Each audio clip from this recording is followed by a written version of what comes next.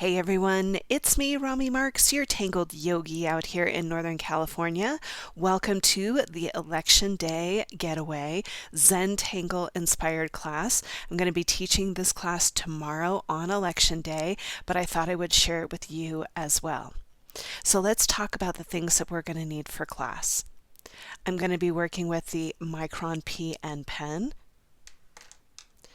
the Sakura Jelly Roll Gold pen, a number 2 graphite pencil, a tortillon or a blending stump, but you can use a Q-tip out of the bathroom and that will work just fine. You know me, I'm a Prismacolor girl, so grab your Prismacolor pencils. We're going to have a lot of fun with this one. If you don't have Prismacolor pencils, don't worry about it. Grab whatever color pencils you have. You'll be just fine. Attached to this video, there is a template for the class. Now, most of you will be able to print out your template on cardstock, but for those of you who can't, you can print it out on just regular copy paper. I've made a segment in the beginning of the video for you to learn how to do a carbon transfer into your favorite sketchbook or onto thicker paper so that you can do the class on thicker paper. This class is a donation class on my website. I would really love it if you would spread the kindness and do something nice for somebody else today, or you can donate to my favorite charity called World Central Kitchen. They go all over the world and feed people that are in need or in crisis. They were here in the U.S. after the hurricanes hit down south, and they are also now in Spain helping the people who are dealing with the flooding in Valencia, Spain. They have places all over the world that they help and feed people because everybody deserves to be fed and not hungry. Okay? With that said, at the end of the video, would you please put in the comment one kind thing that you did today after you saw this video? If it was a donation or if it was something that you did for somebody else, I'd love to see what you did. With that said, let's get started with, you got it, Election Day Getaway. So many of you know that I like to do a little bit of a meditation before we get started with our creating. And so let's go ahead and take a comfortable seated position and let your materials just go off to the side for a moment. You don't have to think about that. And just let yourself settle into the space here. Allow your spine to grow comfortably tall, letting your shoulders melt away from your ears. And if you feel okay with it, you can let your hands rest in your lap and allow your eyes to close for a moment. And just let your attention come to your breath. And really taking a moment here to notice how your breath is today. It may be possible that you're holding your breath, or that your breath is a little bit shallow. And let's try to deepen the breath here. We're going to practice a breathing exercise where you're going to take in a nice deep breath. And just when you think that you've got the breath full, take another sip in so that you're even more full. And then as you exhale, exhale through your mouth nice and slow.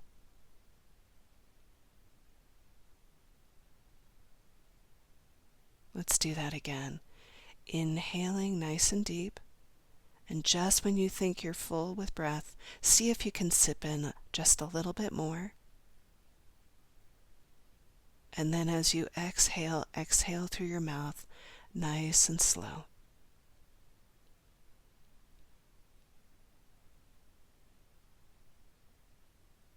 One more time here, breathing in deeply.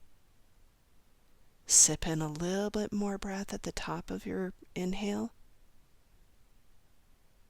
And then on your exhale, slow and gently through the mouth. Letting your breath return to its natural pace, and just notice how the breath is right now. Maybe it's a little deeper. And then before we get started, I'm going to share a quote. And this is actually from William Shakespeare. And he says, "How far that little candle throws its beams, so shines a good deed in a weary world." And as we practice today, keeping kindness in your heart and sending that kindness out into the world. Beginning to wiggle in your fingertips and wiggle in your toes, and gently blinking the eyes open if you close them. And let's get ready to create. This segment is for those of you who were not able to print out your template on cardstock, but just able to get it on copy paper. I know that some people have very persnickety copy machines and don't like putting cardstock through it. Or if you wanted to put this in your sketchbook, this is a way that you're able to do this. So you can see that I've just printed it out on copy paper here. And what I'm going to do is I'm going to turn my copy over. And I have my graphite pencil in my hand here. And you can see through my paper pretty easily. And so all I'm going to do is I'm going to take that carbon or that graphite that's in my pencil here, and you're going to see that I'm going to just put this on the back side of our template here.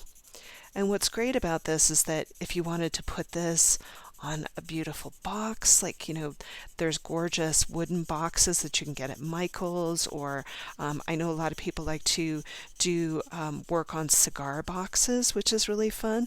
You could transfer this template onto a multitude of things. Some people even love to do the beautiful canvas bags where they tangle on canvas bags. You could take this and transfer it onto a canvas bag and then tangle on that bag. So there's a multitude of ways of using a carbon transfer, and this is just a really easy way of doing it. So you can see that I've had a chance to put that carbon down on the back of the piece here. I'm going to turn it over, and this is one of the things that I love about working with colored pencils, is that you can see where you've done a carbon transfer. It makes it a lot easier. And so what I'm going to do is I'm just going to do half of this so that you can see it, and then set you loose on it. Now, some people like to tape down their transfers when they're doing it. It's fine if you don't, but it's actually a nice way to secure it if you want to.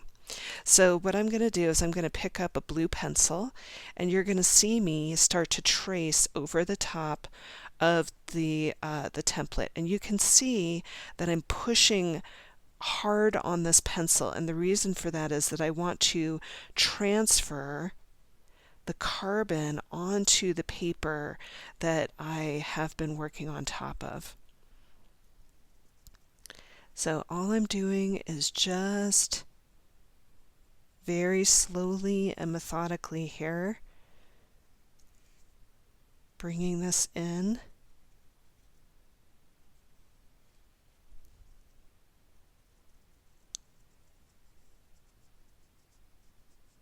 Going all the way through. You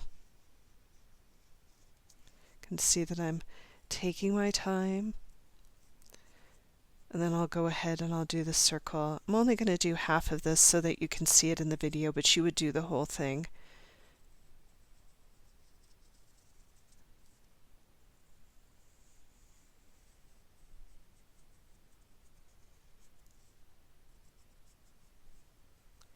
So here we've got half of the piece done. You can see where my lines are, and it helps me to know where I am. And so all I'm going to do is lift this up, and you can see there's a very faint transfer onto my cardstock. And what I can do is I can come in and take my pen and now ink it all in and do that transfer into my sketchbook, onto whatever surface you want to do this class on. And so just to give you an idea of what this looks like, I've picked up my Micron PN pen, and all I'm going to do is just follow the line.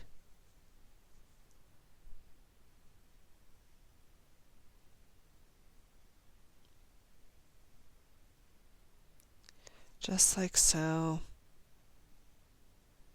You can see I'm going a little bit quickly with this, so my line quality isn't really there, but just to give you the idea of what we're doing here. It makes it very easy to transfer the template onto your piece so that you can work inside.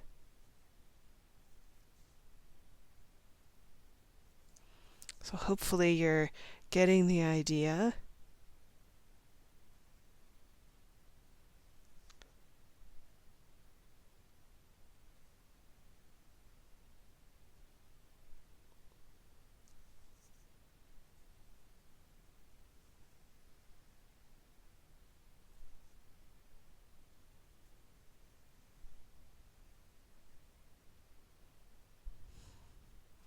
And so that's how you do a carbon transfer. Okay, so hopefully that's helpful, and yeah, let's get started.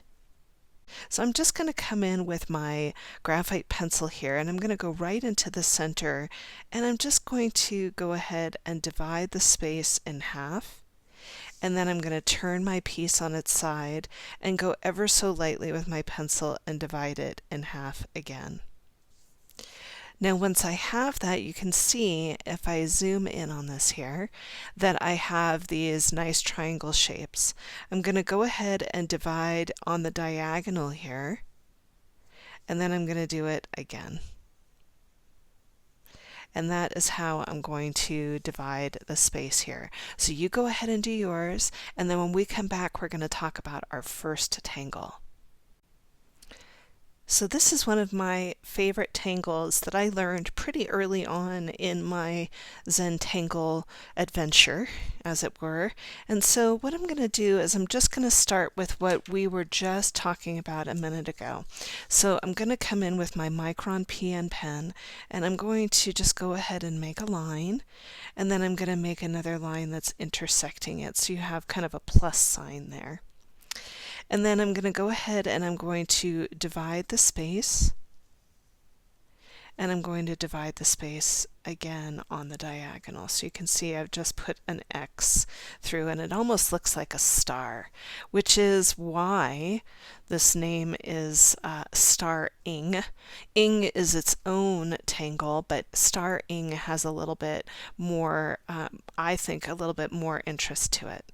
So what I'm going to do is I'm just going to start by coming in right here, and you can see that my lines are basically about the same length here. I'm going to go right here to this line, and I'm going to go to this line right here, and I'm just going to make a little dot right in the middle, and I'm going to connect those two. I'm going to turn the tile. I'm going to go from this line, and then I'm going to come back here, make a dot in the middle, and I'm going to connect. Turning the tile, coming back, come to the middle, and connect. Turning the tile, this one to this one right here, little dot, and connect. Turning my tile, making it work, going from this line to this line, and you can see that I'm turning my tile clockwise here, turning the tile here, coming to this line, come to this one, always landing right in the middle. Same thing here, make a dot and land, and then finally coming back around here, here's my line, there's the middle, and we get this beautiful, almost like an origami star. So this is star-ing. So let's go ahead and put it into our piece. So I'm picking up my Micron pen here, and the way that I'm going to start is I'm going to start by coming into the center here and making sure that we've got a beautiful centerpiece for this. So you can see where all my lines are intersecting here. I'm going to go ahead and put a nice orb in the center. And this way we can do a little gemstone And so you can see I'm just going where all of those lines intersect and making a little circle. And then I'm going to go ahead and make a nice aura around it like so. Now once I've got that, I'm going to go ahead and I'm going to start to bring those lines into the piece here. So I'm going to let this connect to the center, turning my tile, letting it connect all the way around like a spoke on a wheel, right? Turning.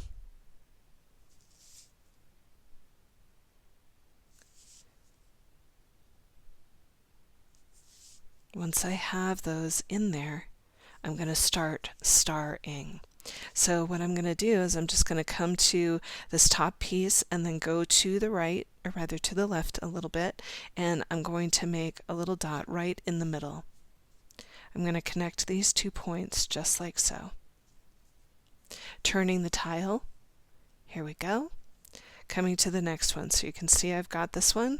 I'm going to make that nice little dot right in the middle, and then I'm going to connect it. Turning my tile from the top, coming back, dot in the middle, connecting. Turning the tile, here's my line right here, here's my dot right in the middle, and connecting. Turning my tile, here's my line, making my dot in the middle, and connecting. Turning the tile, here's my line, putting my dot in, connecting. Trying to keep it in the middle as much as I can here so that we have the same size triangles all the way through. Once again, coming in, and there we have starring in the middle of our piece here. Such a fun piece. I hope you love this one as much as I do. Now we're going to start to learn a new tangle, but you go ahead and finish up yours. I'm going to finish up mine, and then when we come back, we'll bring in that new tangle. Once you've had a chance to go all the way around, and I hope that you have, we're going to start to work with a tangle called well, and this one many of you have done with me before. And so all I'm going to do is I'm going to come in, and I'm going to start with a little circle inside of our little triangle here, and I'm going to pull it in, and then I'm going to just drop down from the top, and on the left hand side I'm going to land on that circle. Let's go ahead and zoom in on that. And then what I'm going to do is I'm going to turn my tile counterclockwise here. I'm going to come to the next corner and I'm going to drop in on the left hand side. I'll do it again just by coming to the corner and dropping in on the left hand side of the triangle here. And that gives us this really great pattern called well. So let's bring well into our starring. I'm going to start right here up at the top, and I'm just going to put a little dot right in the center of that triangle. And you'll notice that I'm going to start from the top and come down and land on the left hand side. Now my next point is right here. It's the most inner point that I'm going to be working with. So I'm going to turn my tile counterclockwise here, and I'm going to come from this point and land on the left hand side, just like so. Now the next point that I have is the one that's closest to the triangle that's behind it. So I'm going to turn my piece all the way around, and you're going to see me come in from this point. And that is how we are going to build well inside of this piece. Does that make sense? Let's do it again. So I'm going to start just by having my lines nice and vertical here. I'm going to come into the center and make my dot, dropping down from the top and landing on the left hand side. Here's my innermost point, so I'm going to turn my tile so that I can get to it, and I'm going to land on the left hand side. Here's my next point right here. It's to the triangle that's closest to it. So I'm just going to turn my tile, and I'm going to land on the left hand side of that circle. Coming back up to center again, and you can see now My lines are vertical. Coming in, make my dot. Dropping down, landing on the left-hand side of that circle. Here's my next point, so I'm just going to turn the tile. Focusing on that point, coming in, landing on the left-hand side. My next point is right over here, so I'm just going to keep turning my tile and land on the left-hand side. And once again, coming back in so that now my line is vertical and I've got these pieces on the side. Coming in, make your dot. Drop down from the top and land on the left. My next point is right here. Turning the tile to get to that. Drop down and land on the left-hand side. My next point is right over here. It's at the innermost part where that other triangle is. So I'm just going to turn it and land on the left-hand side. Coming back up, I've got my vertical lines now and I'm ready to start. Circle, drop down from the top. Here's my next point, turning the tile so that I can get to it, landing on the left-hand side. Here's my next point right here. I'm going to turn the tile, landing on the left-hand side. Coming back to center. Nice and vertical here with your lines. And here we go. Dot in the center, drop down from the top, land on the left. Here's my next point. Turning my tile to get to it, land on the left-hand side. Here's my next point right here. Turning the tile, coming down and landing on the left-hand side. Looking for that nice vertical line here. Here's my next one. Nice dot, drop down from the top, land on the left. Here's my next point, turning the tile, landing on the left-hand side. Here's my next point right there. Going to come in and land on the left-hand side. Here we go. Last one right here. Make your dot in the center. Drop down from the top. Land on the left. Here's my next point. So I'm going to turn the tile. Land on the left. Here's my next point. Turn my tile. And land on the inside. And what I love about this is that you get these really cool petals of like an origami flower in the center. So I hope that made sense. Really, if you just need to go back and see it as well, that makes it a little bit easier. And I know that this can be a little bit trying when you're working in a circle, but hopefully if you take it slow, you'll get it just fine. So take a moment, take a breath, and I hope you enjoy the tangle. So many of you know this next tangle that we're going to be adding to the piece here. It's called fescue and it's by Headquarters here. And fescue is really just a curved line with a teardrop on the end of it pulled in. Now we're going to do a version of fescue where it comes out, has a little teardrop shape, and you can add a couple more fescue on either side.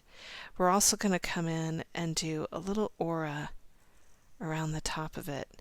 Now, depending on how much room you have in your piece, it really will determine how much you can put into your piece. So let's go ahead and bring our composition back in and bring fescue in. So I have my Micron PN pen in my hand here, but if you wanted to switch to an 01, you're more than welcome to do that. All I'm going to do is I'm going to look for this little triangle that we have in here, and I'm looking for the bottom point. And I'm just going to come up, create a little fescue, and then leave it. I'll do a little one right next to it and leave it. And then finally, I'm going to do one more, and I'm going to leave that. Now once I have that, I'm going to go ahead and I'm going to make an aura around this, and it's going to look a little something like this. It's like a little cloud that you're going to put around the piece, just like so. So I'm going to turn my tile, looking for the next triangle. And you know, you could do a singular fescue if you feel more comfortable with a singular fescue, or maybe just two. So really, I'm just taking you for the ride, but you're the artist here, so you can determine how much or how little you want to do of this. Turning my tile, coming up and out. There's fescue 1, 2, and 3. And then I'm doing this really nice arch around it. Turning the tile. 1, 2, 3. And then going ahead and adding those auras around it. Turning the tile.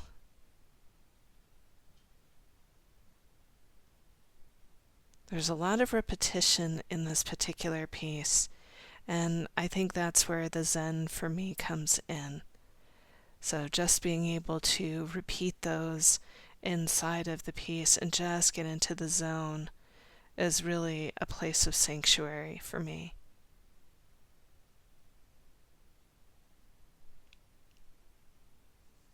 Just coming in and letting that go all the way around.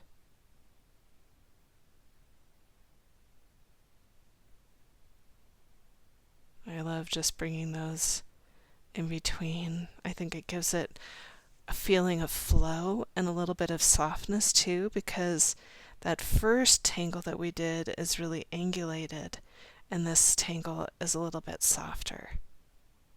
And I love the juxtaposition of these two together.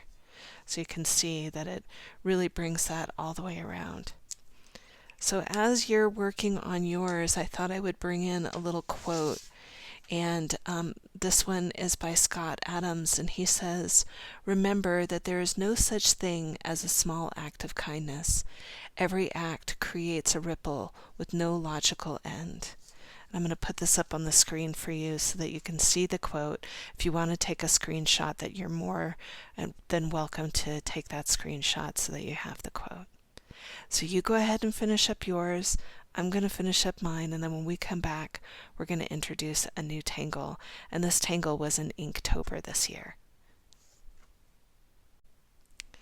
So our next tangle is called Mary Shell, and I love this tangle, and it's by one of my favorite tanglers as well, and her name is Alina Light. And so what we're going to do is we're going to start by creating this really nice kind of soft, almost petal-like shape. Now once you have that petal-like shape, and I'm bringing this right into the middle so that you can see it, is you're going to let this dive down just like so. Now once you've got that, what we're going to do is we're going to start by building off of the side of the piece. And so for me, the way that I always do it is I come down and then I drop down to the bottom, coming off the side of this, and you're just stepping down as you go to create this kind of soft shell-like shape.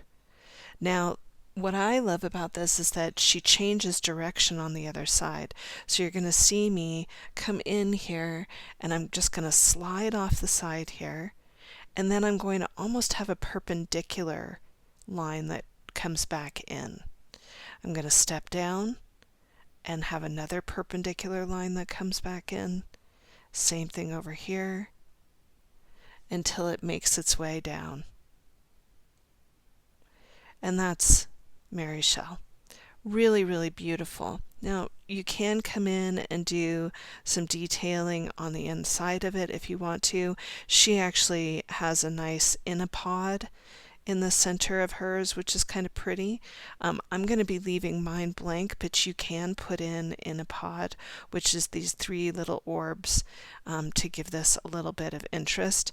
And some people like to even go ahead and aura the inside of these little drop downs. But for this class, we're just going to keep it nice and simple. So let's go ahead and put this in our composition. So I'm going to be working down here in these little triangular shapes here. And the way that I wanted to start this was to come in and create that little petal-like shape. So you're going to see me come in, reach up into this space, and then dive down again, just like so. Now once I have that, I'm going to go ahead and let that line that has a little bit of curve to it slide off and then come back to the midpoint here. I'm going to start to make those really soft little step downs here, and they're going to touch the edge of this piece. You're going to see me come in, arch, and then I'm auraing that line and then dropping back in again. I'm going to step down here, let it touch, and then auraing that line. Same thing over here. Let it touch, auraing this front line right in here.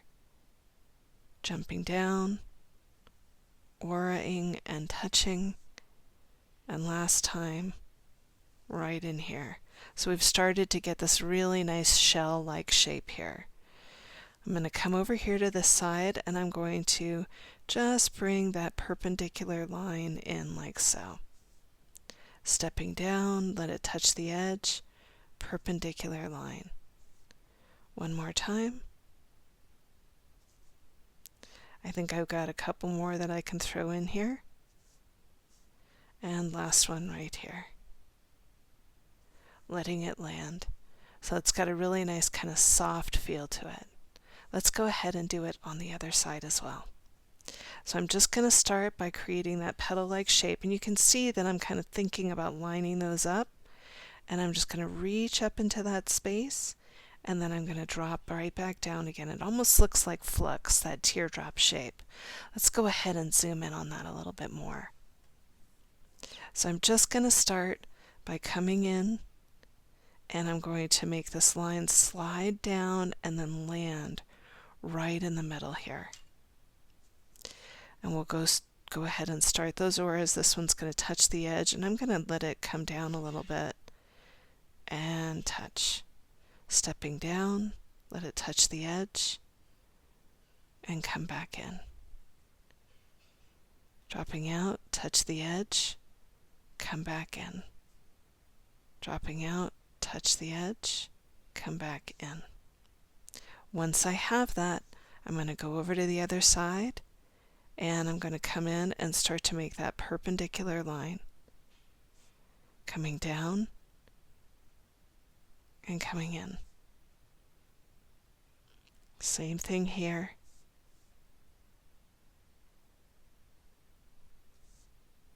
Letting it just drop down and coming back in. And you can see that that gives us a really nice soft appeal. So you go ahead and do yours. I'm going to finish up mine, and then when we come back, we're going to do a really fun tangle right in this triangle right here. So I really love this tangle that we're about to do. I came across it in Inktober 2021, and it was such a fun tangle, and I'm so glad I get to use it again. It's been a while. So let's go ahead and zoom in on this triangle right here.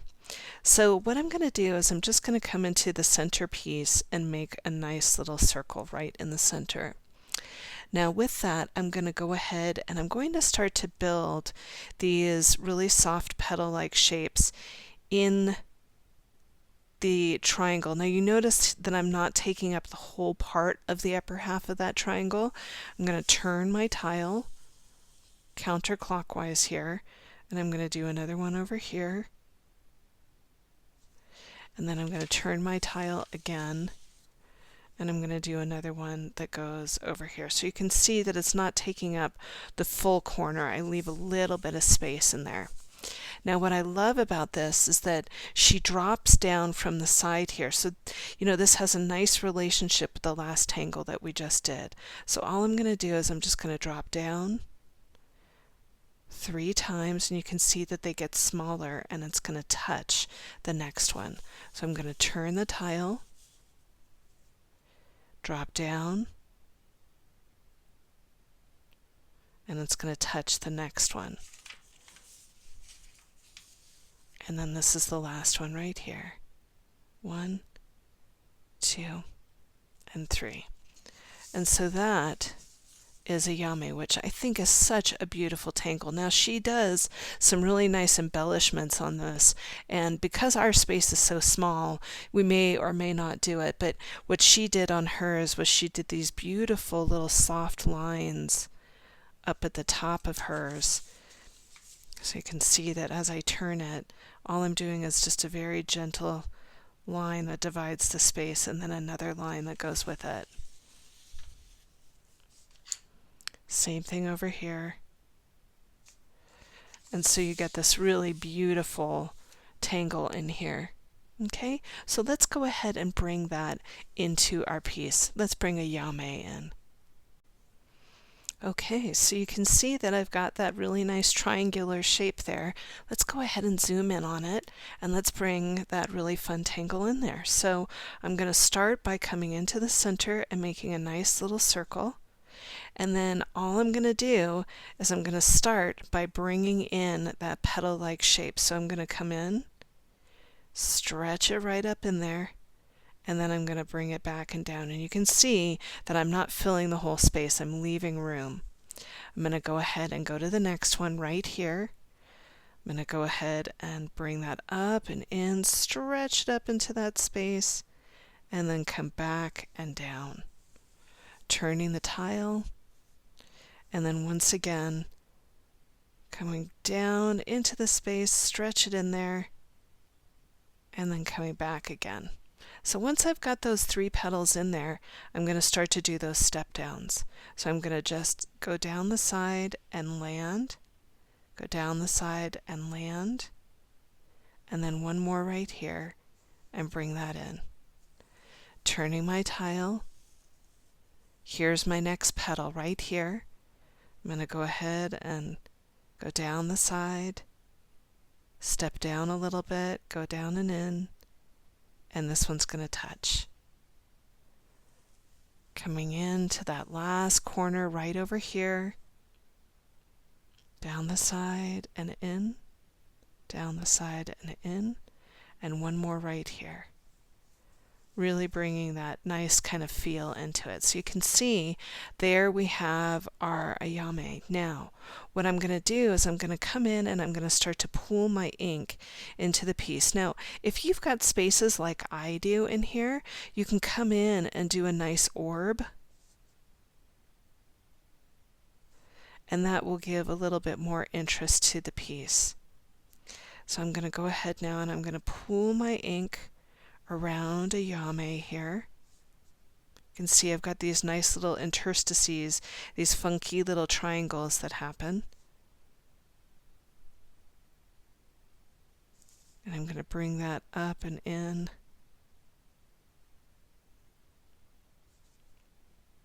Pooling my ink.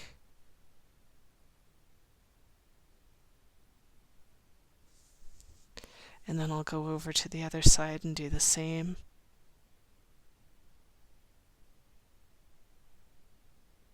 Getting right in there.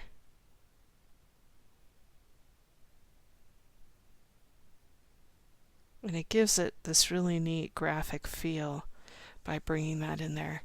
I just love the way that looks. I hope you do too. So while you're working on your ayame here, I thought I would bring in another quote here for us.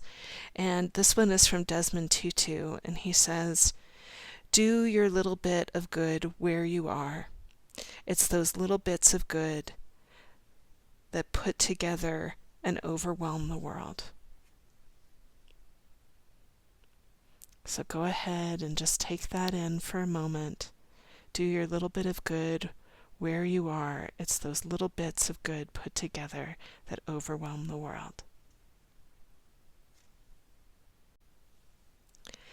Many of you have taken classes with me where we've done bees before, and so we're going to bring a bee into this piece here, and really the bee was my inspiration for this class. And I was just thinking about how could we do a little bit of good while creating. And I feel like right now kindness is the one thing that we need most. And the bee to me is always one of those things that reminds me of kindness. So they're sweet and they do their job and they pollinate our flowers, and they are just one of the most amazing creatures, and so I thought it would be nice to bring it into this piece. So I have my pencil in my hand here, and to create our bee, we're going to be working with some shapes here. And so all I'm going to do is I'm going to start by creating kind of a soft square in here. You can see that I drew a little bit of a line just to guide me to keep me in the middle here. Now once I've got this kind of soft square-like shape, I'm going to go ahead and I'm going to go to the outside of it and create a little V-like shape that's going to come down to the bottom. And then finally, I'm going to come up to the top and create a little bit of an arc here. Now if you want to create little antennae, you can do little antennae out from the top. And many of you have done the Tangle henna drum with me before, and that's really where the wings of this piece are going to come in. So you can see that I'm just going to turn it on its side here. And all I'm going to do is create these two little lines that are going to come out. And you can see that they're on the diagonal here. And I'm going to do the same thing on the other side. And they're lining up quite nicely. And I'm just going to create a soft wavy line that's going to go ahead and attach those 2 points. Same thing over here. And then I'll come back in and I'll create another set of wings that are going to come out from the piece here.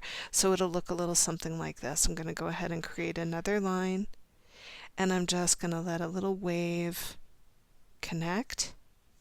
And then I'll do another one right here, and I'll do a wave that connects, and that's going to create my bee for this piece.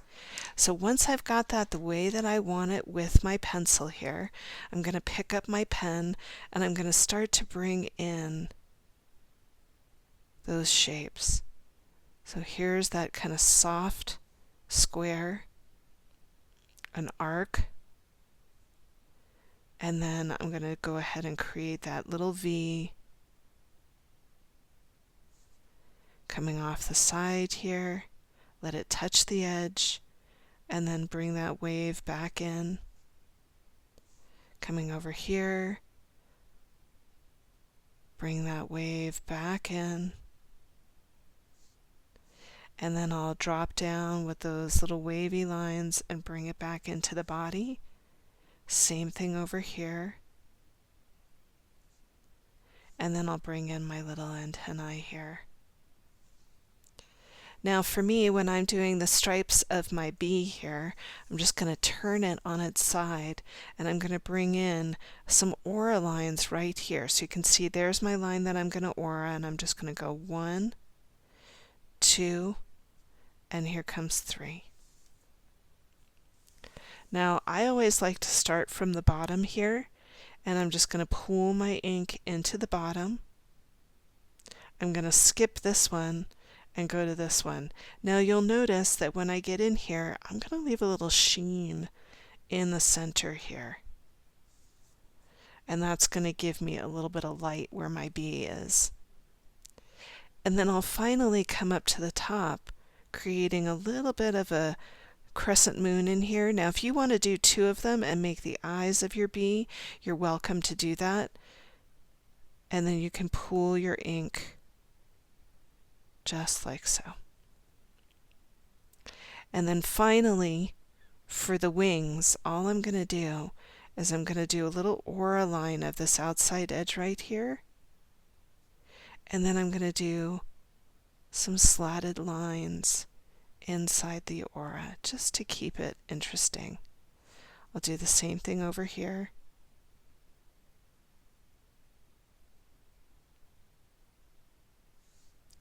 And I'll do the same thing on this side.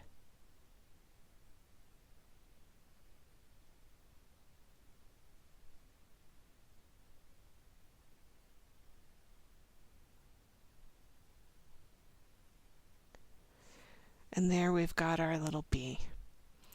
Now, if you feel like you want to add a little something into the corners over here, I'm just going to come in and I'm going to make some orbs that are going to end up being a little bit of a flower. So you're going to see me come around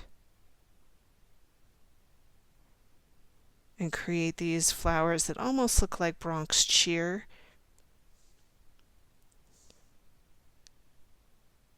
And I'll go over to the other side and I'll do the same.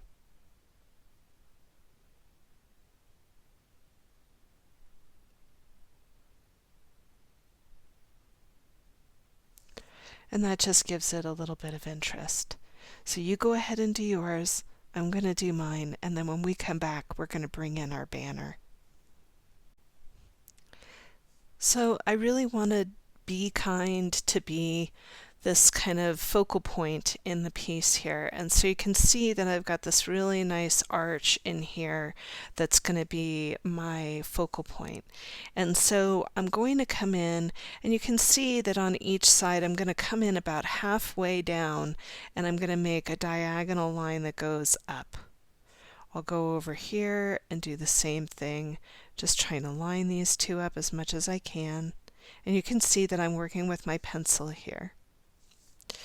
Once I have those lines in the way that I want them, I'm going to go ahead and turn the piece on its side, and I'm going to just create a little soft aura. And I would say that that aura is maybe 1/4 of an inch. And I'm going to connect it to those two lines. So you can see there's my aura right there. Now, once I have that, to create the banner, what I'm going to do is I'm going to come in and I'm going to bring this in nice and close so that you can see it.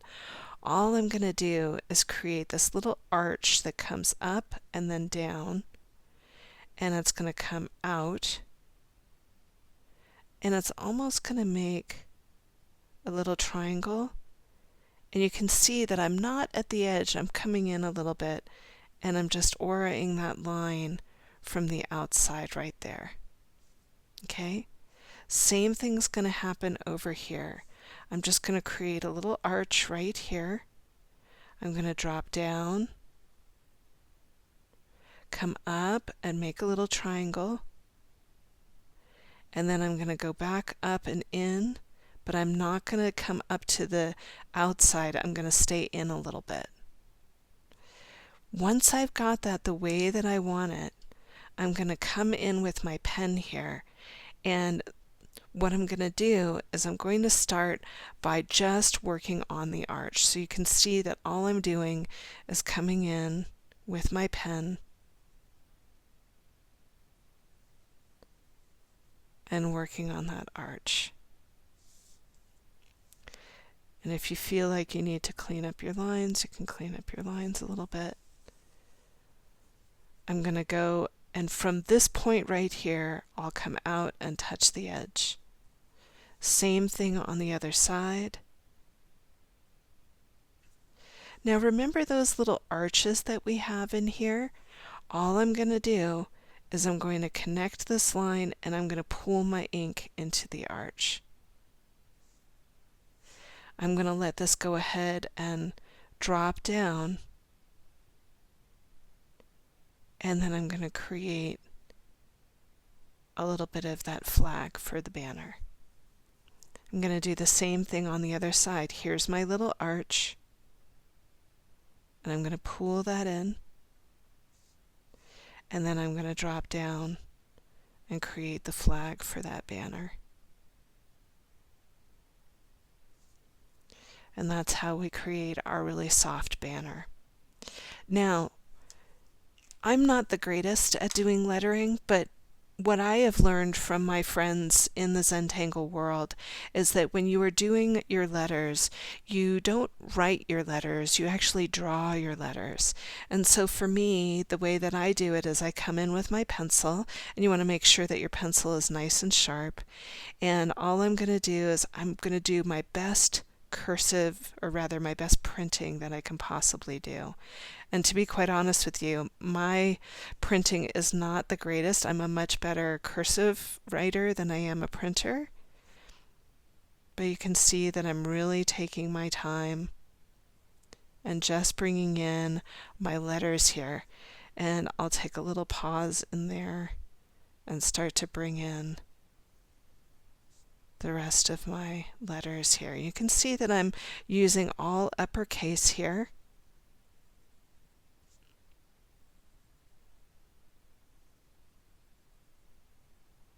Just like so. Now once I've got my printing the way that I want it, the way that I usually add a little bit of interest, and this is something that I picked up from my Zentangle friend Susan Moen. She did a class where we just brought a little bit of weight on the outside edge of all of our uppercase, and I just loved that. She's such a great teacher and great tangler. I've learned so much from her. And so you can see that I've got that. Now here's another thing that I learned from Susan. She did this Macintosh class where it was printing like the Macintosh font. And so instead of doing a line in your E's, you could do a little circle on the inside and have it be kind of interesting. So that's the way that I'm going to do my printing, and I'm going to go ahead and pick up my pen and I'm going to start to ink in my letters. Now you may, play with this a little bit longer. Sometimes it just takes a little bit of finessing with your lettering. It's not always easy to do, but it's really, really fun once you get it into a tangle. And you can start to do all sorts of great things just with your printing. So you can see that I'm just going in and working my way around the piece.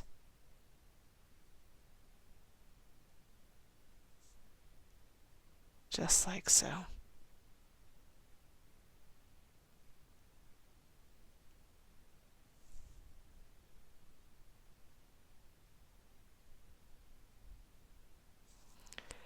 And that really brings it all together, I think, so that when you zoom out, it's got a really nice feel. So you go ahead and finish up yours. I'm going to finish up mine. So hopefully you've gotten yours in there. I'm going to add in one little piece into this. And, I feel like I just have a little bit of space down in here to make things interesting. So all I'm going to do is add in a little leaf-like shape and bring in a little bit of a division line in there. And then I'm going to go ahead and add a couple of tipple on either side of the piece here. And you can let, another tipple float off if that happens to have some space in there for you. I'm going to do it on the other side as well. So just a nice little leaf-like shape, and then give it a little bit of a soft line down the middle and a couple of tipple. And you can see that I'm adding an extra tipple in towards the center and then one off to the side here. And if you want to pool your ink into your little interstices, you can go ahead and pool your ink into your interstices as well. And that just gives it a really nice softness. So have fun with those. And then when we come back, I think we're ready to start with a little bit of color. If we were in the same room as each other, I'd be handing out chocolate right now. So here we go. I'm going to go ahead and start to pick up some colors here.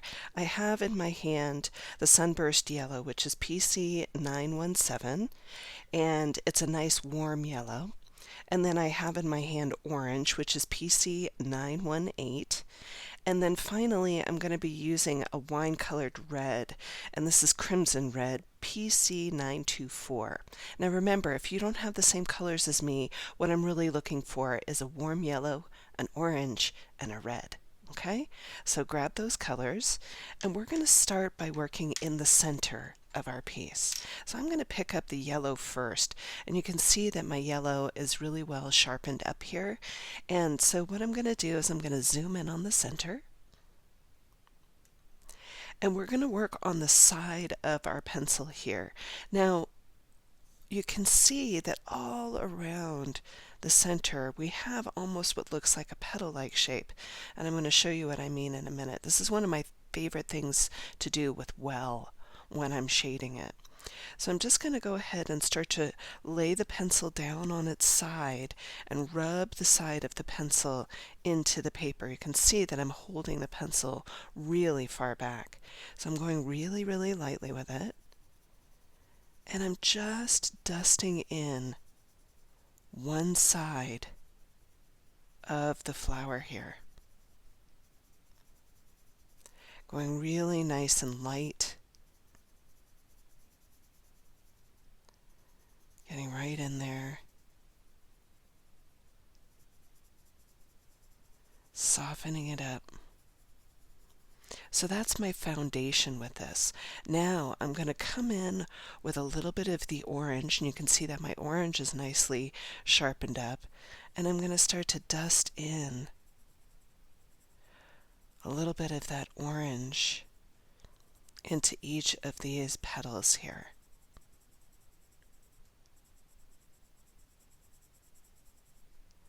Coming all the way around. Can see that I'm leaving the yellow right on the tips of the petals here. And then I'm going to pick up that red and I'm just going to bring it around this centerpiece. Getting right in there, just like so.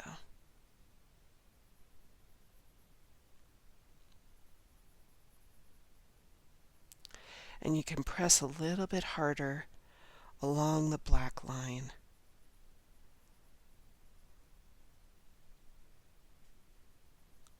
Now once I have that, I'm going to go ahead and I'm going to start to take that yellow again and I'm going to start to blur out those colors together. You can see that I'm doing little circles, just softening it up and moving that pigment around.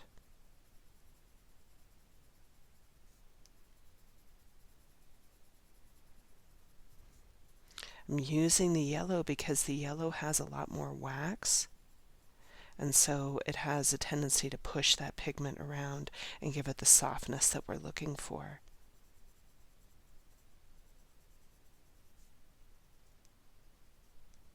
And so that's how I'm going to shade the central part of this piece. You go ahead and do yours. I'm going to finish up mine, and then when we come back, we're going to move to the outer edges of well. To work on the outer edges of well, I'm going to pick up a set of different colors here. I've got Dahlia Purple in my hand, which is PC1009, and I also have in my hand Lavender, PC934. Now, I recognize that a lot of people don't have lavender anymore because it's a color that's been discontinued. Some of you may still have it if you bought a Prismacolor set. I know that they are still in some of the sets. However, there's a new color called Orchid that's in the Prismacolor set that would work great with this, and or the Amethyst, and the other one that you could work with is Parma Purple, which is also a great one, or Parma Violet. So any of those will do. And for those of you who don't have Prisma, what I'm looking for is a deep purple and a kind of lavender color. Okay? So I'm going to start just by dusting in a little bit of that lavender into these two remaining sections that we have in our well. Once I have a little bit of that lavender in there, I'm going to go ahead and I'm going to look for the places where I can make a shadow. The first place is right here. And I'm dusting the darker purple now in that area. I'm going fairly lightly, and you can see that I'm only going about, I would say, halfway down that little slice right there. And then I'm going to push a little bit harder right in here. Now, you can see that I have this line right here. I'm going to come along that line and start to dust that same darker purple in there, but I'm not going hard with it. I'm actually going rather light. And then I'll press hard right along that line.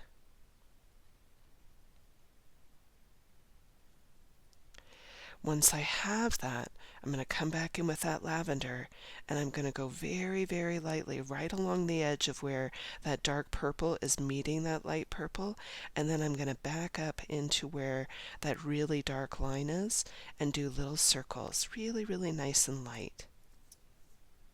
And it gives it a really nice blend. I'm going to do the same thing over here. Here's my line of demarcation, running that right along the line, backing up, and then taking that darker purple, excuse me, and giving it a little bit of a softening.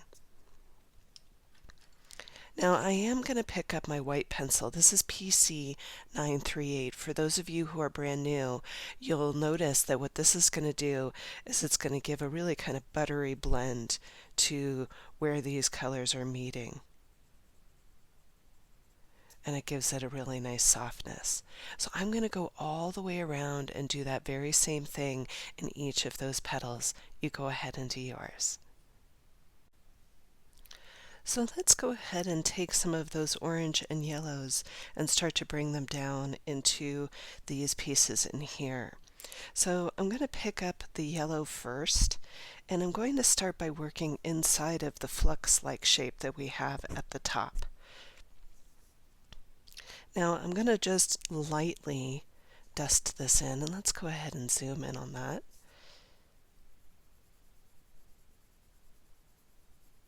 So I'm going to lightly dust a little bit of this yellow in, and then what I'm going to do is I'm going to skip this one right here.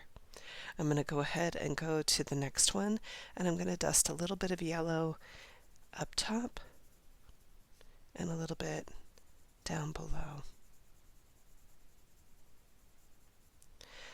Coming to this one right here, same thing.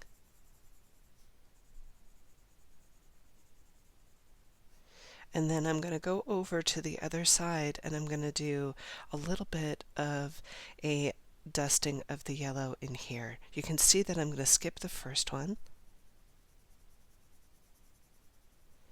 And because this side is shorter, I'm going to really focus on the outer edges first, and then I'm going to work along the line here.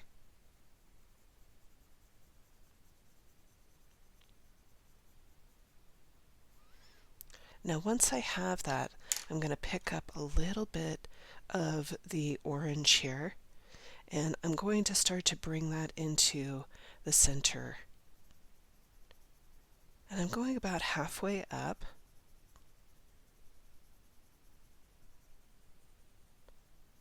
And then I'm going to start to work with these pieces right in here.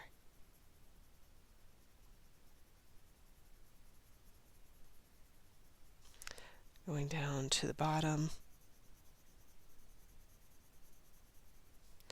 coming out over here, down in here, and then I'm going to come over here and do the same.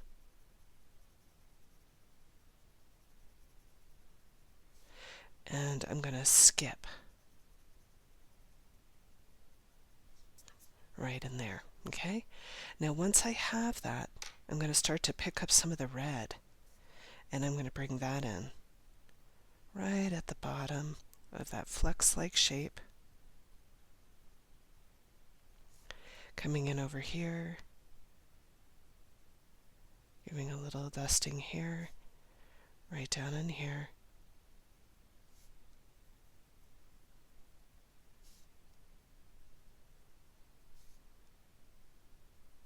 Coming out to the edge. Just like so.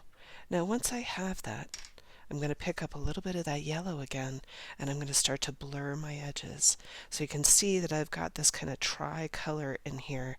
I'm going to start in the yellow first, and then slowly work my way back into the orange, and then start to pull that red up.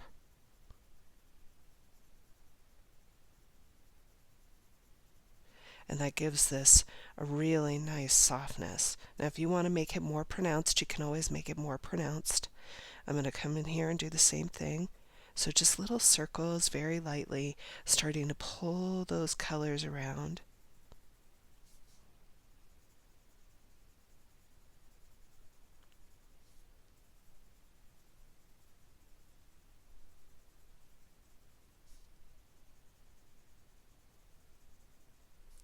Over here.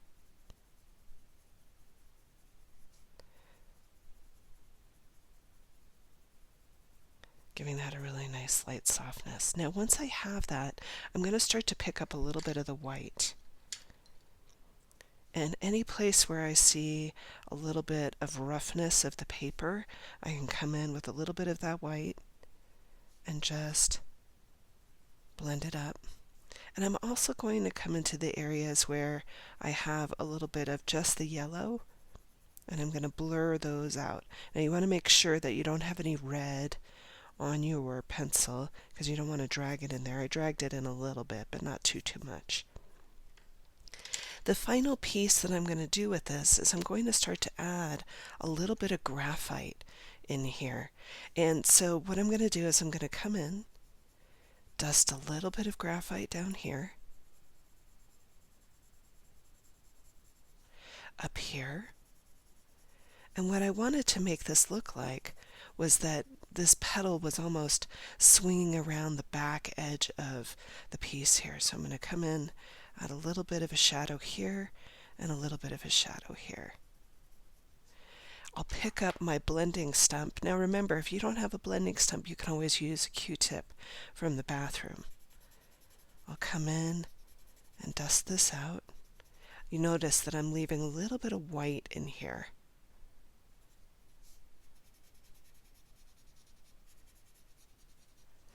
I'll come back in with a little bit of that graphite and make it a little heavier.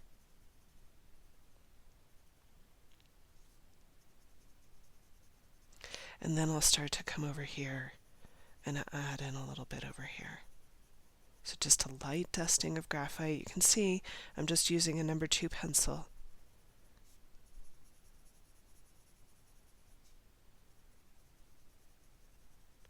And then I'll go ahead and I'll start to blur those out as well.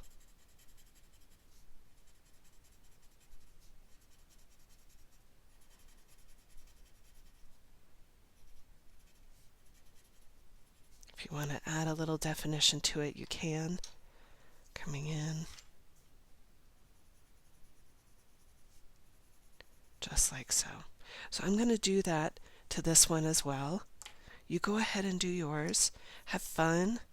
Play with this. I love looking at graphite next to a bold color like orange and red. I think there's just something really elegant about it.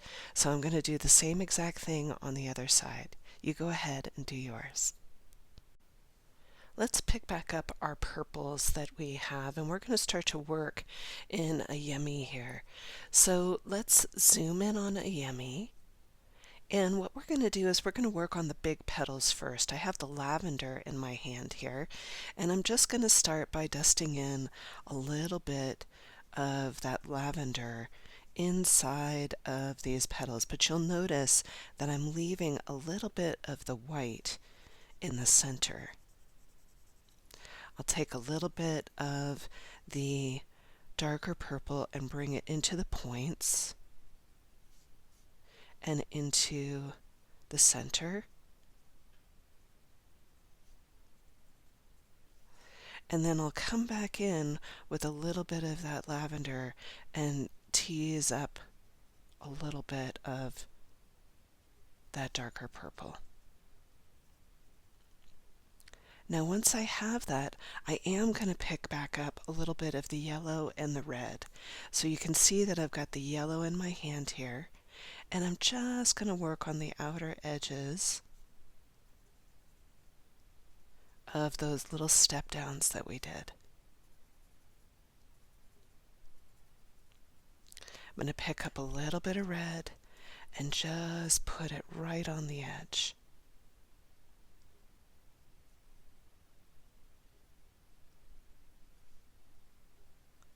And then finally, I'll pick back up that yellow again and just slightly blur it. Now I know that for some of you these might be really small, and all I'm doing is just really focusing on the edges. You can see that I missed that one part. Sometimes I just get too excited to blend.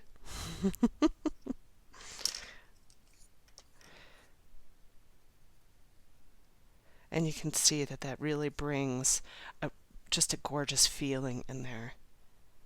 So you go ahead and do yours. I'm going to finish up mine, and then when we come back, we're going to start to shift up towards the top of our piece. Okay? You go ahead and finish. So let's start to move our attention up towards the top of the piece here.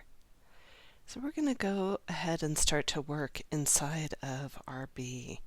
And I'm going to pick up a little bit of that lavender first. And I'm going to start by dusting in a little bit of that lavender into the piece. Now, if you still have a string that's still in there, you can take a little bit of your eraser and get rid of that graphite string that was in there. So I'm going to take a little bit of that lavender first and do a soft dusting.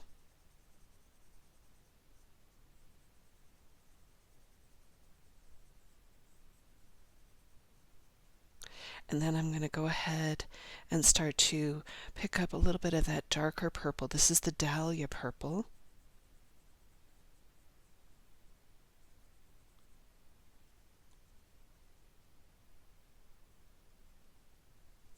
And then I'll go ahead and blur those two together with a little bit of that lavender. So I'm just softening it up here.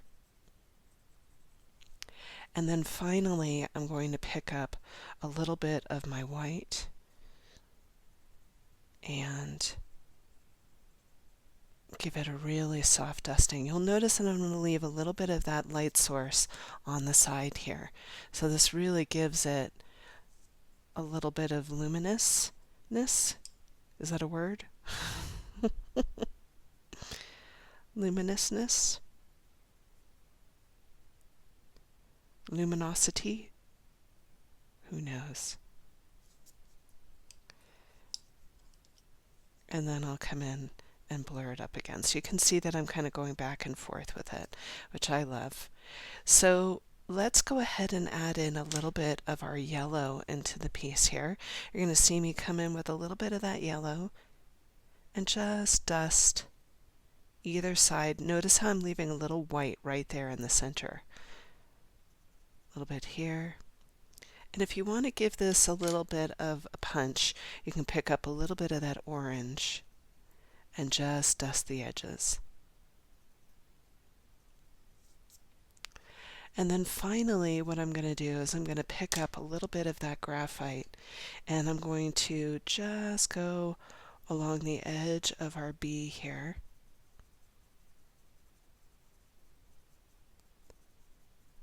And then I'll pick up my blending stump and start to bring out a little bit of that graphite.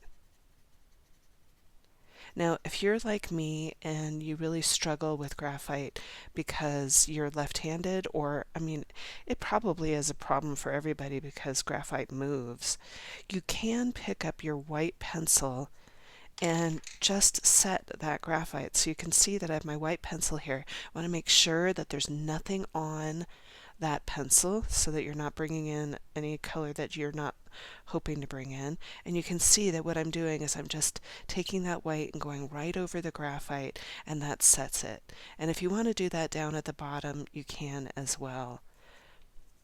So that is going to make this so that it doesn't smear or smudge, doesn't come off on your finger. That graphite is set and it's not going anywhere. So go ahead, finish up your bee, and then when we come back, we're going to start to work on our banner.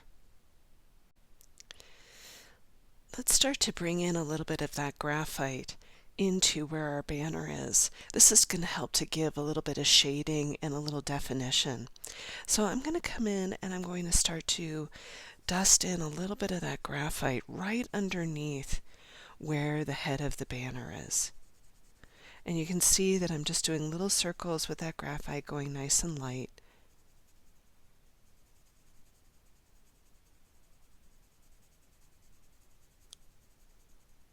And giving this a little bit of pressure.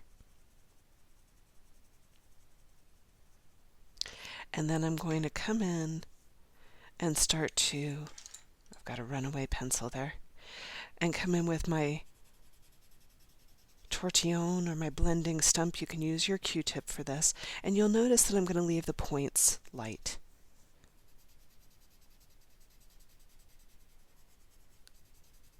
Now I can come back in with a little bit of that heavier graphite. I'm pushing a little bit harder on it, right along where the banner is. Same thing over here. And then I'm going to go ahead and pick up my blending stump and just bring that down a little bit. You can see that this really gives a nice pop to the banner.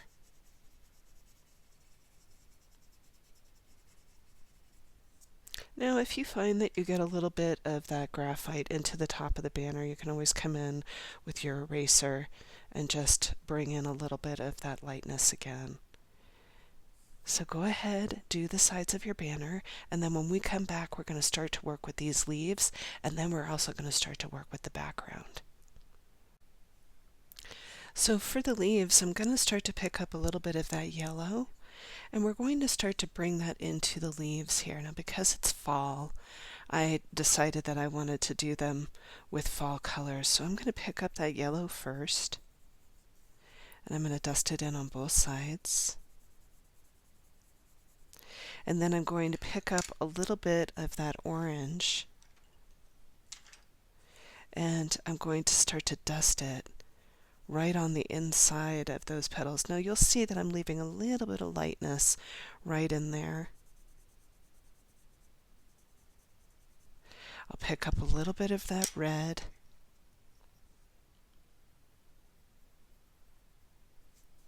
Right along the black line, just get that nice and soft.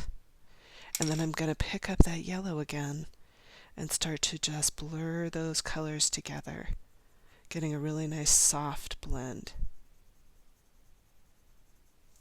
I'll come out to the outer edges and I'm going to press a little bit harder on that yellow just to get a little bit of interest, but you'll notice I'm leaving a little lightness in the center too. So just pressing a little bit harder and getting that to be a little bit more interesting. So go ahead and do yours. I'm going to finish up mine, and then when we come back, we're going to start to work with our background color. So for me, working with background colors really tends to bring a whole piece together. And so what I'm going to do is I'm going to start to pick up a couple of blues here. I have the light aqua, which is PC992, and one of the colors that I've been really enjoying working with in the Prisma color set is peacock blue, which is PC1027. It's almost a teal-like blue. So really, if you don't have the same colors as me, I'm looking for a light blue and a dark blue, and you don't really have to worry about anything else, okay? So let's take that light aqua first, and you want to make sure that your light aqua is really nice and sharpened up. And I'm going to start with the background color around the bee here.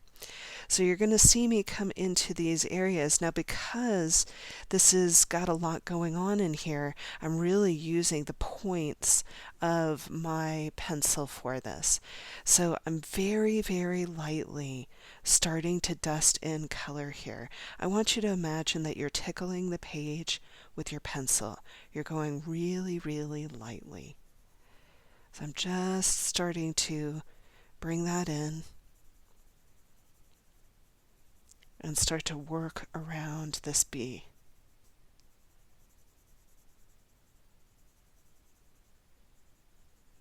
Now I'm going to let this travel a little bit. I'm going to start to work underneath the banner here and start to bring in a little bit of blue there as well.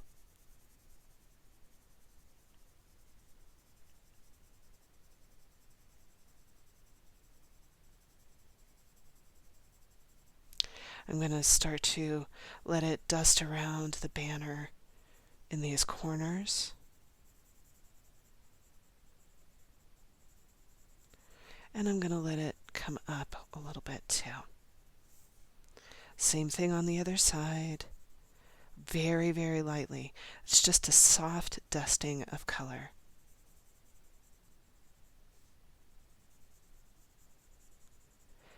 Once we've got that in there, we're going to take a little bit of that darker blue and we're going to start to bring a little bit of a shadow along the perimeter. You can see that my pencil is really well sharpened up, and you can also see that I don't have to press hard because it is such a darker color. Now what I love about this is that that blue just glides right onto the page and just gets right onto that light aqua. I can see that I missed the top of where my B is, so I'm going to pick back up my light aqua again and just do a soft dusting right over the top. And then I'll come in with that peacock blue and do a little dusting there. And then I'll do a little dusting along the bottom as well.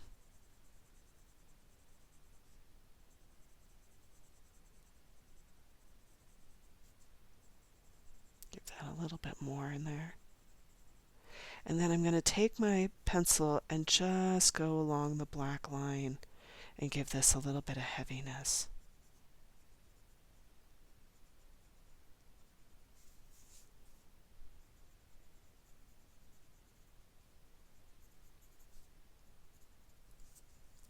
Once I have that, I'm going to come in with that light aqua again, and right along the line, I'm going to start to blur the edges. So I'm softening it up.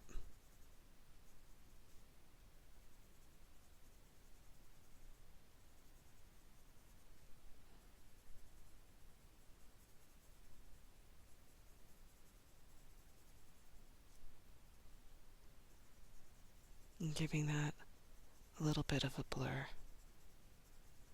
Now if you feel like you want to go around and give that darkness again, just around the edges, you can go ahead and go all the way around and give it a little bit of a deepening.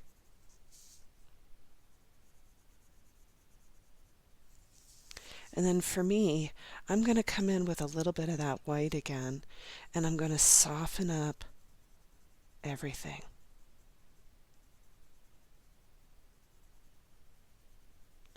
Really get in there and start to blur it out. So you go ahead and work with yours. I'm going to work with mine, and then when we come back, we'll start to do a little bit more blending around the banner. Have fun with this. Enjoy working with the blues. I'm going to continue using that peacock blue here, and I'm going to start to take a shadow underneath our banner here. So you can see that I'm working right along the black line here and just bringing a little bit of that shadow in. Let's go ahead and zoom in on that. You can see that I'm turning the tile to make it work for my hands here.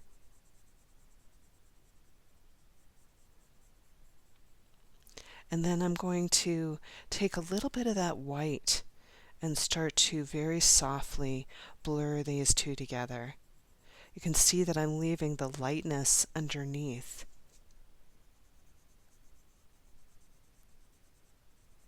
Now if you feel like you need to come back in and give a little bit more darkness around the black line, you can, just to give it a little bit more of a pop.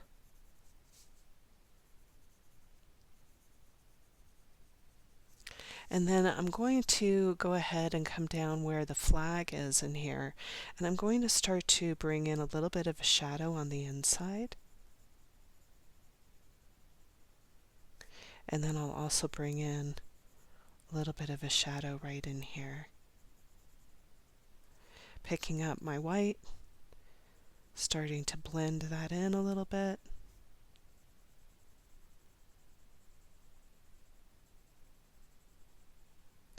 And then I'll go ahead and add just a little bit more darkness right along the black line. Now, if you feel like you want to add in a little bit of that light aqua just to give this a little bit of interest, you can dust in a little bit of that light aqua as well, just to give it a little bit of a softening in that transition. You can see that I'm using a little bit of white to blend that in as well.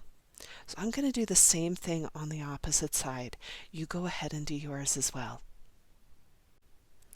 I'm going to continue with the blues here, and I'm going to start to work in these little negative spaces around our central flower here. You can see that I have these kind of funky little interstices in here, and you're going to see me just dust in a little bit of that blue into these interstices. I'm working with the light aqua right now and just bringing it behind. You can see I'm going to turn the piece and work with that. And just for the sake of the video, I'm only going to do half of this so that you can see it. So once I've got half of this done, what I'm going to do is I'm going to bring in a little bit of a shadow right around where the flower is. So I'm just dusting in, and you may not have that much room, and that's just fine. Just do what you can.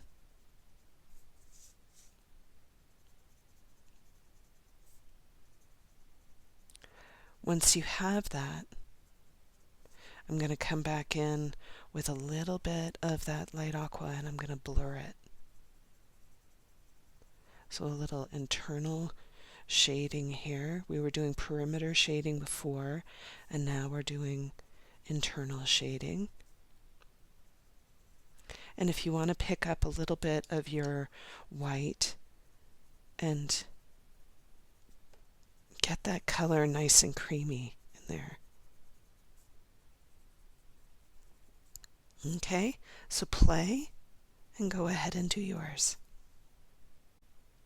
So I'm going to take some of that blue and start to carry it down in here. So I have these really kind of fun interstices in which to work in.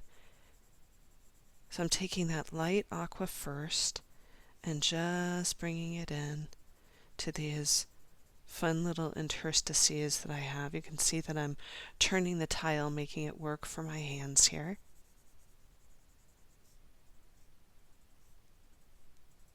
And then I'm going to go ahead and start to bring in a little bit of that darker blue up top into my corners.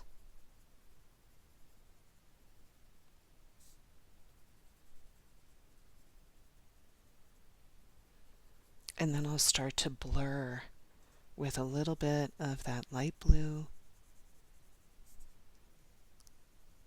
Little circles just to tease that color around.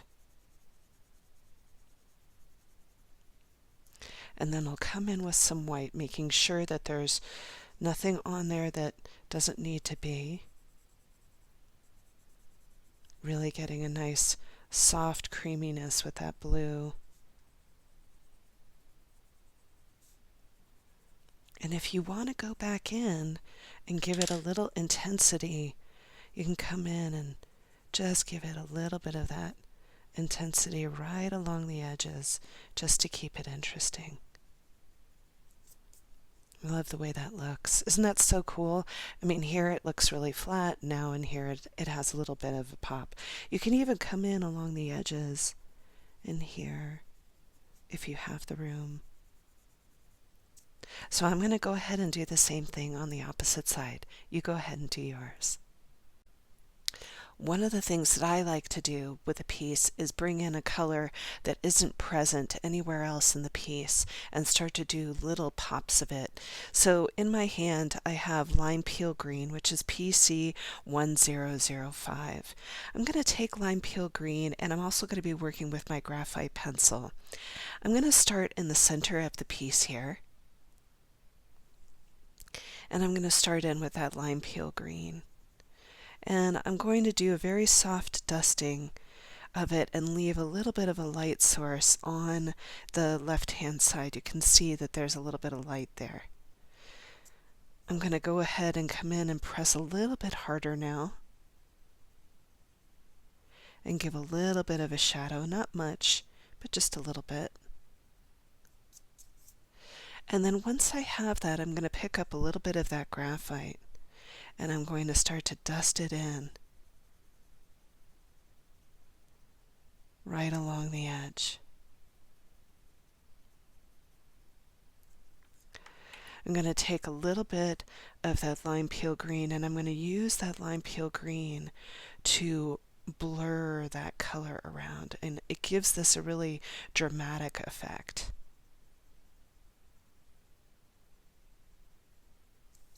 If you want to come back in and give that a little bit of intensity right along the edge, you can come back in. And it really gives that a nice soft feel to it. You can see that I'm just coming in with that pencil once again. And the thing that I love about this is that it sets that graphite and stops it from moving. Now, if you're like me and you've got little spots right inside of where your fescue is, you can pop in a little bit of that green into your fescue. Because that fescue is so small, I'm not going to do any shading in there. And then finally, I'm going to bring in a little bit of that green into where I have my little tipple up in here. I'm just shading one half of it just to give it a little pop of color. I'll even come down to these in here and into the center just to give that a little bit of interest.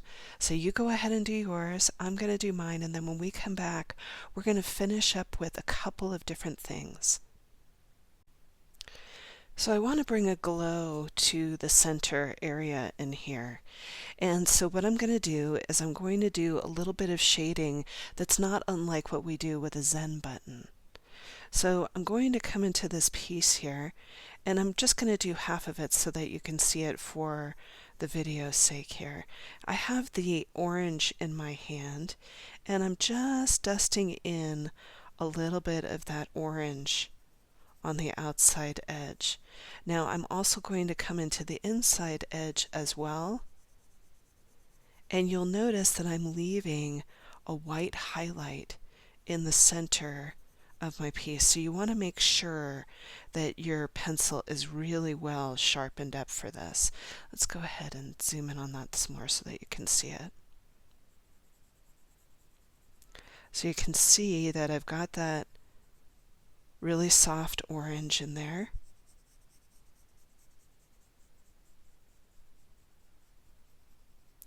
And then I'm going to pick up some of my red.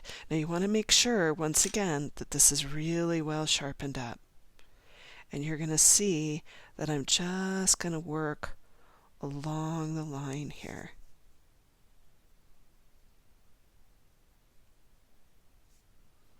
And this is going to start to bring a glow into the piece.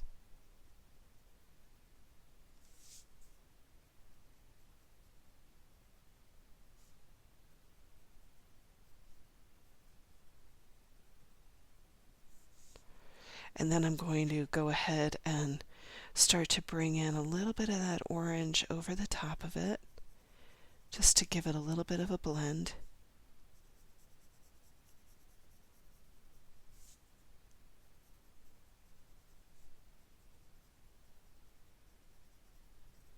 And then I'm going to pick up a little bit of that yellow that we were working with earlier, and that's just going to go right over the top of that color. And you can see that it's starting to make that central channel glow.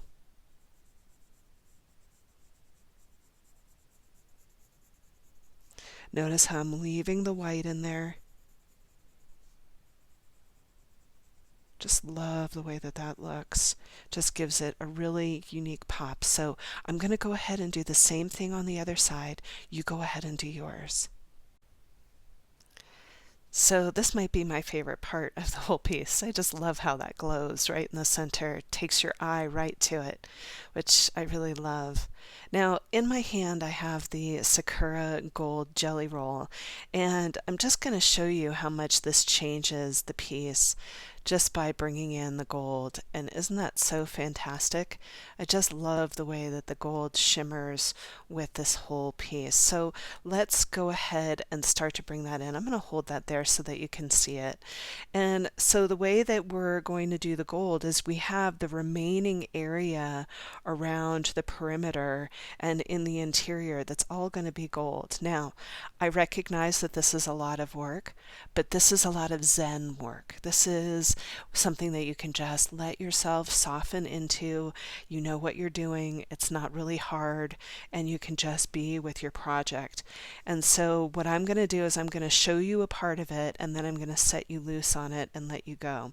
But before we start with these exterior pieces, inside where my bee is, I'm going to add a little gold into these flowers in here just to give them a little bit of shimmer. So you can see that I'm going to go and just grab those and put a little bit of gold in them. And then I'm going to go ahead and start, and I'll just start around the arc just to give you an idea of what this looks like here. So for me, whenever I'm working with a gold pen, I always want to remember to go light. Light is the name of the game here. And I also tend to work with little circles. So my pen happens to be a newer pen, and for the Sakura, one of the things that I notice is after they've been around for a while, they can get this kind of viscous film to them. And so I end up replacing my jelly rolls pretty often. So let's go ahead and zoom in. And so for me, I'm barely touching the page with this pen, and you can see that I'm using little circles to bring that ink onto the page here. And the reason for this is because you don't want to get any of that background poking through. And I find that little circles has a tendency of making this have a little bit more of a smoother transfer of that color. Barely touch the page.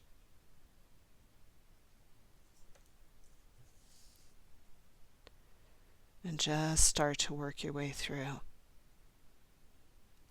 Now, when I was doing this, I turned on some of my favorite music and just let myself get into the groove, something that's upbeat and light. The Beatles, always good.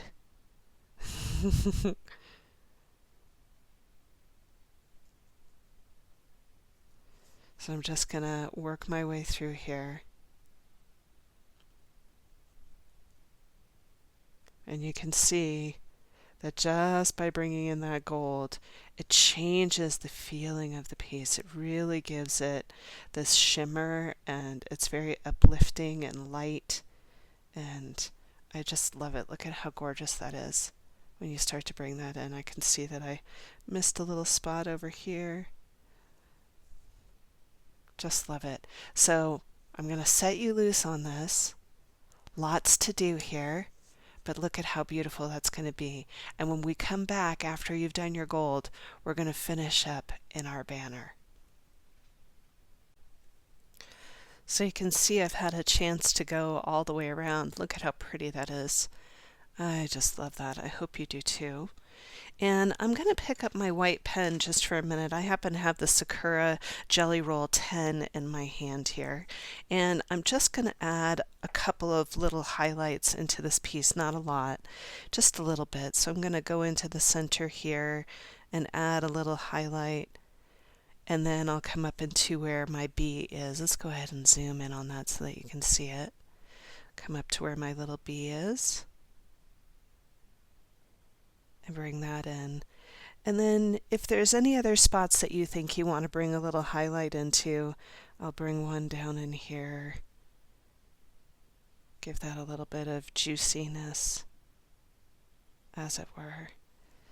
That kind of brings in a little bit of interest into the piece itself. Now, I am going to come up to where the be kind is, and that's inside of our banner here. I'm going to pick up my purples, and I'm going to bring my purples into the be kind. And so what this is going to look like is I'm going to come in and bring in a little bit of that lavender right at the bottom of each of these words or letters.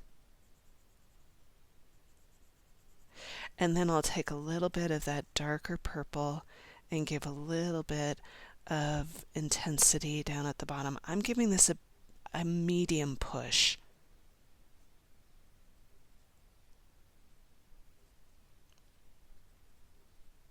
If you want to blur them, you can, just to give it a little bit of interest.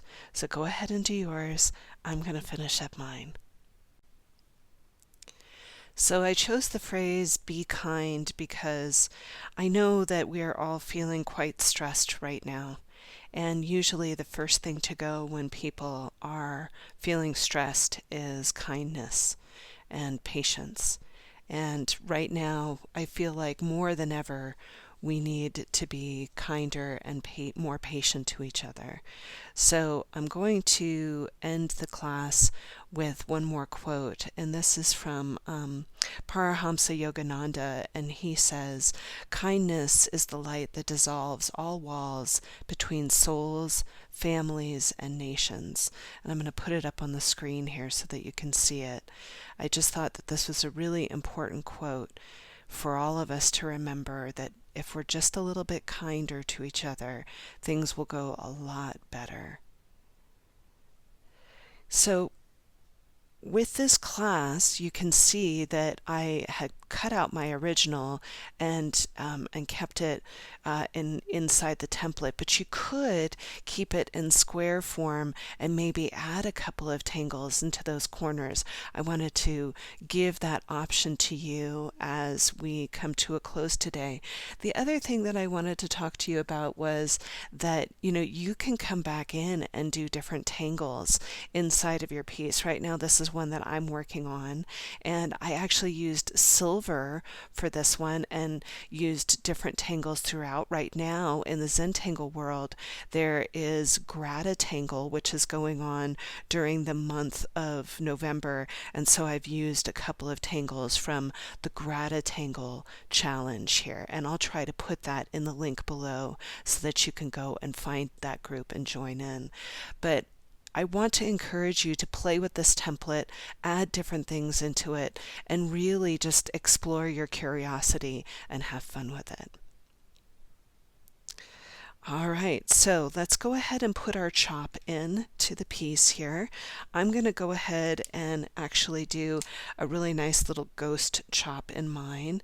So let's go ahead and find a little bit of my blues here, which appear to have run away.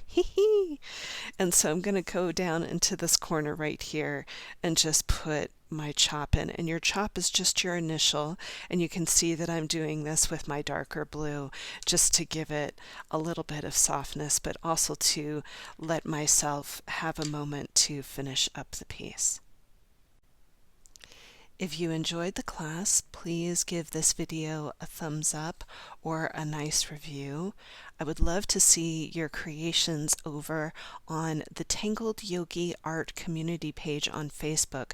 This is where a lot of my students go and post their work, and we have such a wonderful community of students that share their work, and we really do get to know each other through our creations. So I hope that you will go ahead and post your work there.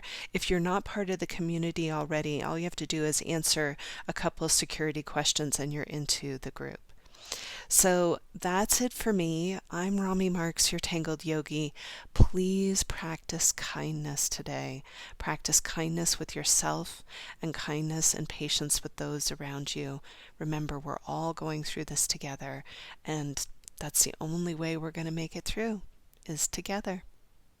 All right, thanks for joining me for the Election Day Getaway. I hope that you feel like you had a little bit of soothing and peace for just a little while.